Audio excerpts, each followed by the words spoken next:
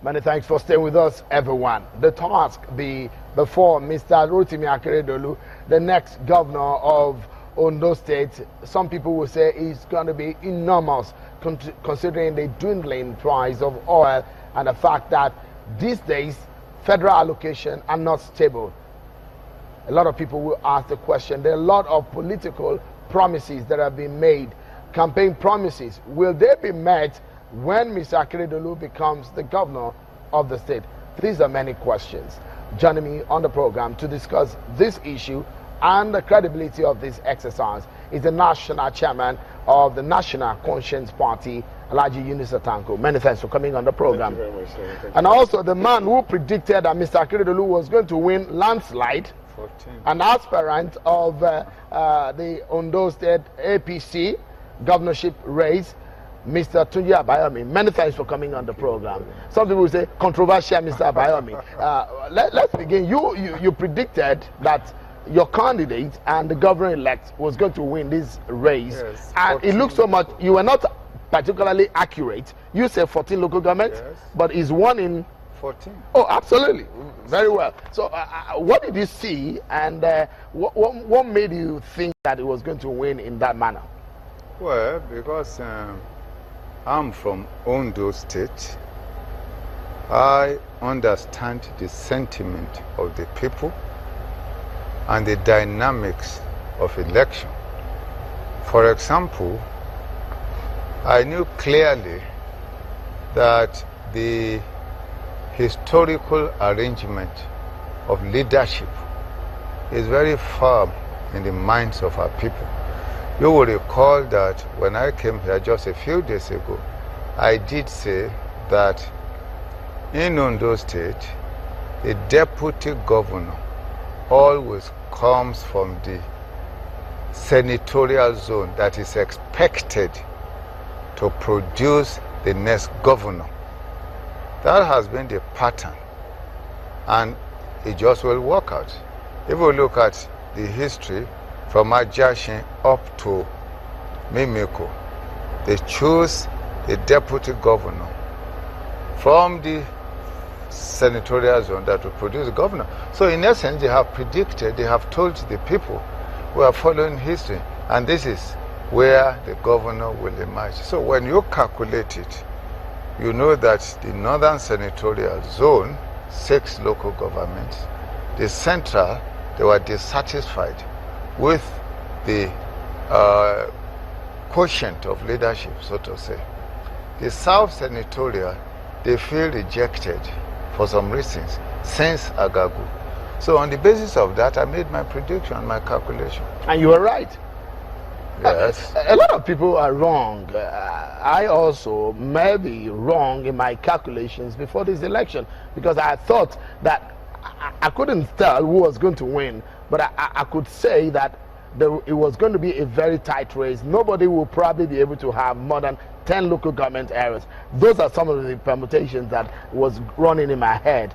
Were you also right or wrong? Well, first of all, let me just commend the government and the good people of Ondo State. A lot of us were apprehensive there's going to be a lot of violence. With the pocket of the ones that we heard in Owo and all. And then the maturity being shown by the people and the government is something commendable. Nobody would have thought that Ondo would have been so peaceful and all. But here we are talking to you. And then a lot of us expected that probably there will be a stalemate, considering the fact that the Ola Balu that preceded the election, 2 days to the election, many people were not sure. And you can see the voters' apathy. Out of 1.6 million registered voters, we have less than 600,000 people actually coming out to vote. That's meaning that 1 million people did not even turn out to vote, and that is not good. And then for the stalemate that we were expecting, we thought probably every candidate will have held his grounds, with a lot of campaign and all. But then I guess probably some of the candidates did not have enough time to campaign, and then which is what we are afraid of, that it may lead to a lot of litigation after the election. And it's so very, you see very litigations coming? Oh, definitely. Definitely. People will, of course, raise one issue or the other. And then there's this issue of money being used in this election so huge. Nationwide, it has been like that. And I think with this fight against corruption, this is a political corruption that we need to checkmate. Otherwise, we allow it to many political parties like ours who do not have so much money to campaign and then mobilize voters, will find it difficult to win election, and that creates a lot of disenfranchisement from the young ones who are aspiring, because we have had so much recycled leaders, and it's time in we greet them up and then let the younger ones at least take up the leadership. But with this trend of money being used in the system, it becomes very difficult for the younger ones to really come up. There are stories, Mr. Abayomi, about monies for votes. Why your party also been allegedly involved in these? Why is that case happening again and again in our elections, where people will have to be cajoled with money to vote for a candidate? Well, the use of money is a good idea. Really? Yes, for the ordinary mekunu, for the ordinary poor, abandoned people, for the ordinary vulnerable. The truth of the matter is that this country is governed by a corrupt, pitiless oligarchy that has approximated and taken over all the wealth of the nation. They must find a place to spend it. And since the poor is abandoned, and there are many, and they need their vote to be elected, so let them spend the money that the people ask for the money. From that perspective, I will not condemn it until the economy is improved in the interest of the ordinary people. So, yes, it may not be an ideal situation to be buying votes, but if we don't buy votes, there's nothing to be bought for the ordinary mekunu who suffers the pain of poverty and abandoned largely. In this country, you have just about 30% of the people commanding the wealth of the nation, and you have another 97 struggling for what you actually belong to the 30%.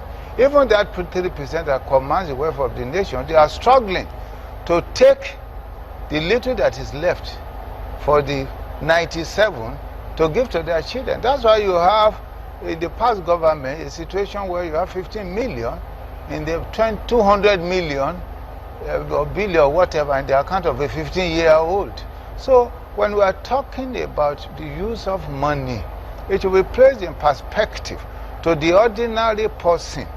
It is a necessity. This corrupt, pitiless oligarchy they want power.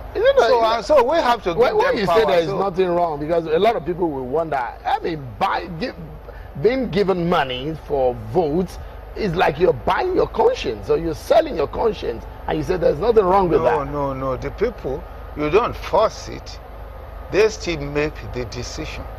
Unless you are saying that the mere fact that unless you are saying, implying they are not entity, they still make the decision. The only thing is that they have the money. There are lots of people that give money that are not voted for. There are lots of elections in which people spend a whole lot of money, and we are saying, look, in the election that, for example, raised the President Buhari, I was in that hall. I'm sure President Buhari was largely the least spender, and yet he won the election. So it's not always that the money, but the point I'm making is that the poor and the wretched in this country, the wretched of the earth, to use Frantz Fanon's expression, have nothing to sell. Then there's nothing for which the pitiless oligarchy will buy. So let them buy their vote, but they still have to decide the vote. Alhaji Tanko, it comes to the fact that every state in Nigeria is sneezing from the economic situation of the country. What kind of responsibility or burden will be on Mr. Akeredolu? We saw in America when Mr. Trump made some promises, and as soon as he became the president-elect, he's going back on those promises. Yes. Do you see that kind of situation happening? Well, we've already seen it in the central government. We've already seen it. So we don't expect it. It's just that sometimes people make promises they can't keep.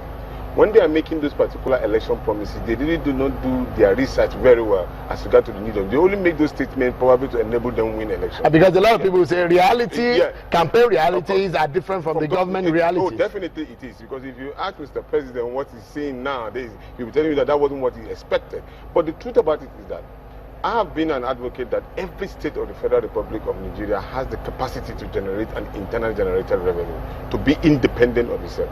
Most of the states, majority of them are lazy because they depend on one-legged economy, which is the oil. If they could go back home, I know Ondo State has bitumen, I know the issue of cocoa, and I know presently the present government have been working on a power generation in Ore. So if some of these things can be harnessed together into making Ondo an independent where they can generate their own money, you know, to complement what they get from the center, it will make a lot of sense, and all the other states could do so. And at least, if not all, half of the budget in which they propose could have been generated by each of them. If we could tax all of this particular government to do so, they would have been better. And then the issue of propaganda, which of course we've been known with some of these particular situations, you make so much noise, and when you tell the people, there's a present disconnect now, that people are not sure of what they were being told before and what is being in reality. And I said that today what we are saying is a man-made recession. The actual situation of the finances of this country, we don't know. Neither you nor me don't know. Because if we knew the situation as it were, probably this issue of recession wouldn't have been in place. Because we are talking about a government who is interested in spending 6.something trillion naira. That's a far budget from the last regime of Jonathan, who spent 4.06 trillion naira. And as it is now, I'm not so sure that if that budget is actually being expended accordingly, we don't even know the state in which they have. So there's a lot of caution and there's a lot of lies in the system. So I don't expect whoever taking over leadership of Ondo State to tell the people lies. Be factual, be right, and if you tell them the truth, do what you promise that you will do, and then everybody will be happy. Mr. Abayami, I'm not sure how much of the reality that your candidate know about the state of government or governance in Ondo State compared with the promises that is made. What kind of situation do you see him entering into as soon as he becomes governor? We will keep our promise to the people of Ondo State. That I can assure you. And if there is a reason, peradventure, for not keeping any promise, we will explain to the intelligent people of Ondo State. We understand that the economy of this state is bad. We still have to receive a handover note, which essentially will tell us the state of the wealth of the nation, of the state. I mean, Agago handed to Governor Mimiko at least 38 billion naira credit saved. I understand. Just for a moment, because we need to go on this short break. And when we come back, more on the responsibility that lie ahead of Mr. Akeredolu when he becomes governor. That's next. Join us again.